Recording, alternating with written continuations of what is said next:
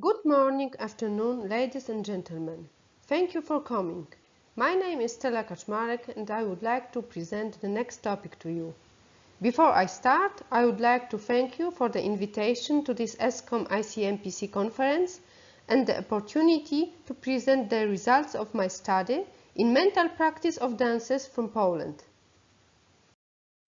My presentation is divided into three main sections. In the introduction, I will speak about the theoretical background and the previous research. Then I will present our research goals and the method we used. Due to the big expanse of our study, I will only present selected results from the quantitative parts of our study. And finally, in discussion, I would like to resume the main topics and give you a prospect for the further research. There will be a time for questions at the end of my video talk.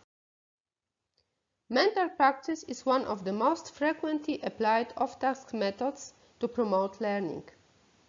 Mental practice refers to the cognitive rehearsal of a task in the absence of any physical movement. Furthermore, mental practice in dancing involves body awareness, analysis of every step, the idea of movement in space, or kinesthetic representation of movement. It is well established that the application of mental practicing has been studied in many disciplines, including sports science, medical rehabilitation, business, music, or dancing. Most of the literature of the subject focuses on developing the dance imagery and conditioning for dance. Information about mental representations in dancing can be found in books written by Krasnow and Deve, Franklin, Hargreaves and colleagues, or Rone and colleagues. The result of scientific research on the use of mental training in dance can be found, among others, in Brampton or Goldschmidt. It has been observed for some time that interest in the usage of mental techniques in dance considerably increases. The project was conducted by the Music Academy in Łódź, Department for Music Education, along with Dance Department in spring 2019. Now I want to describe the aims of our study in more details. Presented study investigated the structure and type of mental practice, content of mental representations, and its goal. The aim of the study was to elucidate how, why, and in what situation young dancers use mental training. Those research questions were investigated with quantitative methods. To examine the differences in mental practice in this group of dancers, we used one questionnaire, Mental Practice Questionnaire, which was developed by Kaczmarek. In this questionnaire, the author asked young dancers to reflect on their mental practice. The questionnaire included questions about the quantity of mental practice, purpose and goal of usage, special mental techniques, and their importance for dancers. Our research questions covered following areas: the length of mental practice, its content, and the type of used mental representation. The research group included young students from the Music Academy in Łódź, Poland. 100 dancers in the average age of 22.94 participated in the study. The sample built 85% of women and 14% of men. The average length of the dance training was approximately 8 years. To evaluate the collected data, selected statistical methods were applied. In the previous study, the author categorized the type of mental representations. From the answers given in the qualitative study, the following 7 categories of visualization were distinguished: aural, visual, kinesthetic, emotional, motivational, general, and analytical. Aural representations tell us about the image of the sound. Kinesthetic representations include images of the movement, while visual representations could represent the mental pictures or visual representation of the one's body. Nevertheless, Emotional representations describes representation of emotion in the movement or in the music piece. And motivational representations contains ideas about our attitude, internal motivation, or our preparation for a stage performance. The two last categories are as follows: general and analytical representations. The first refers to the very general images not falling into any other category. The second, however, refers to the image of particular elements of the music piece. The usage of 7 given categories of mental representation by dancers from Lodz can be seen from this graph. Thus, the main content of mental representations consists of visual representations. Next is in the kinesthetic, followed by oral and general representation. Emotional representations are placed in the same level of percentage. About the half of the interviewees use analytical representations, and only the 1/3 the motivational images in the mind. Unsurprisingly, the kinesthetic representation were not at the first position. Now, let's take a look at the first results concerning the frequency of mental training. 1/3 of the total sample use mental practice, however, very rarely or never. Only 15% of the sample use mental practice every day. The half of the respondents use mental practice several times a week or once a month.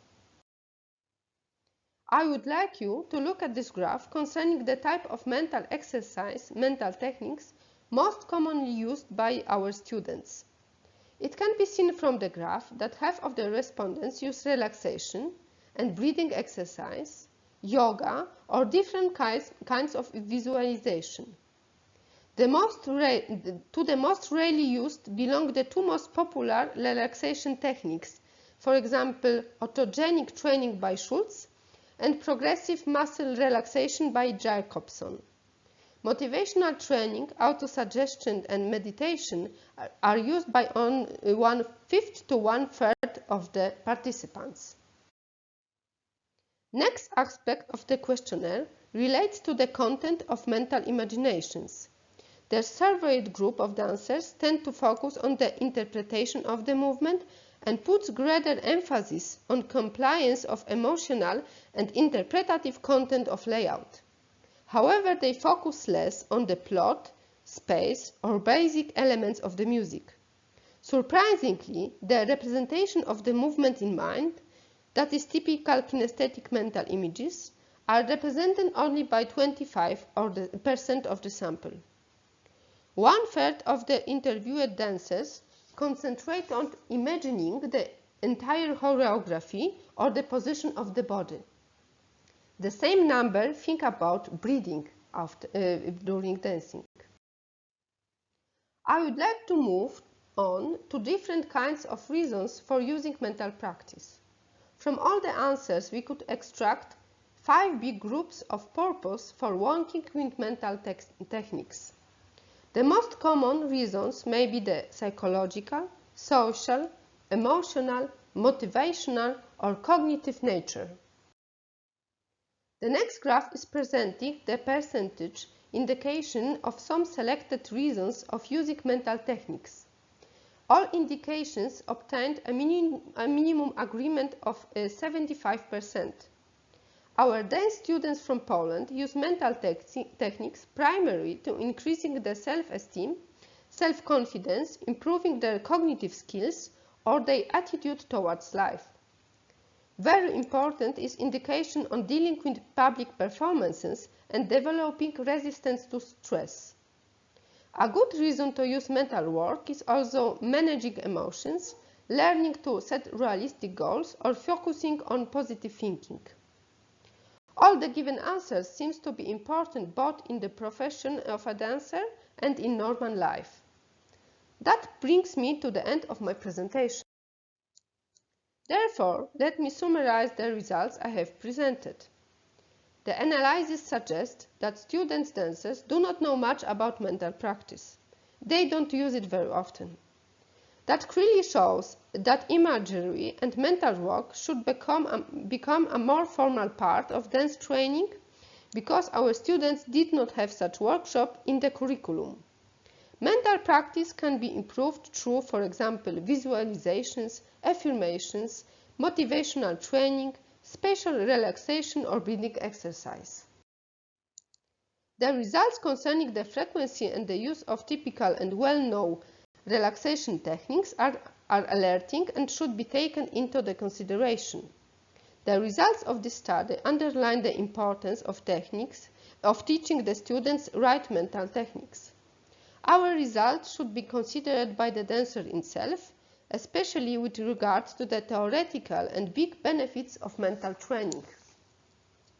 Now I want to discuss some limitations.